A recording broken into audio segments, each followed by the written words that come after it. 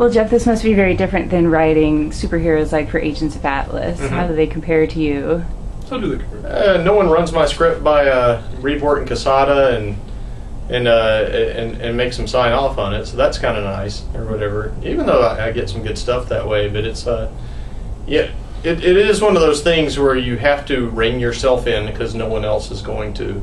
I could just have an endless dialogue in one section, but you know, I still try to approach it as the reader and like, what do I have a tolerance for, and what is going to keep pages turning, you know, what's going to get people deeper and deeper into it.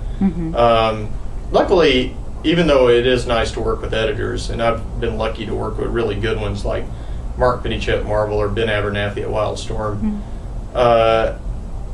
I've been able to self-edit on this, and certainly Steve has no problem telling me when I'm doing something that doesn't work. You know, he'll come in and make a suggestion, and it's like, yeah, he's got to live with the page much longer, so I tend to go with it.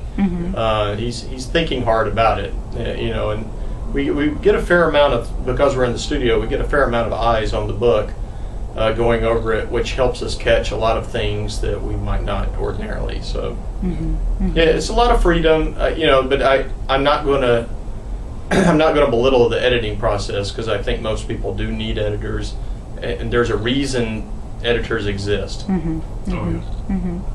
What's coming up with Agents of Atlas? Is the ongoing series on hiatus for the crossovers? Yeah, or? It's what they wanted to do is essentially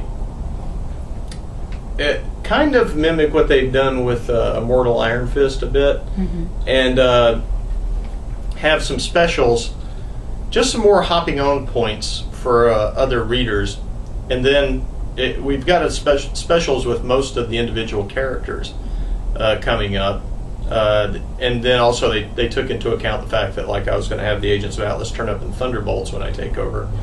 That was something that was actually planned way before I ever knew I was going to do Thunderbolts. It was we were just working that out because it was a natural. It's like, well, let's get the villains posing as heroes and the heroes posing as villains against each other. Everything's thinking like smash, smash, smash with the star model figures. So then sometime next year, there won't be a gap, I don't think. I'm pretty sure if you're buying the Atlas comic, almost every month you'll have something Atlas to pick up. The question is whether you can, depending on our naming, if it's easier to find or not. And then we'll go into Volume 3, which I'm hoping will let people know that it's, you know, you didn't have to know anything about Dark Reign to get into this book. You can just come right in. I think it's pretty accessible, but I'm not necessarily the best one to ask. Again, that's the editor. One of their jobs is to look at it as a pure reader who just walked up and see if they can follow it. Because I'm so close to the material with like a lot of stuff, it's not necessarily easy for me. What issue do you pick up Thunderbolts?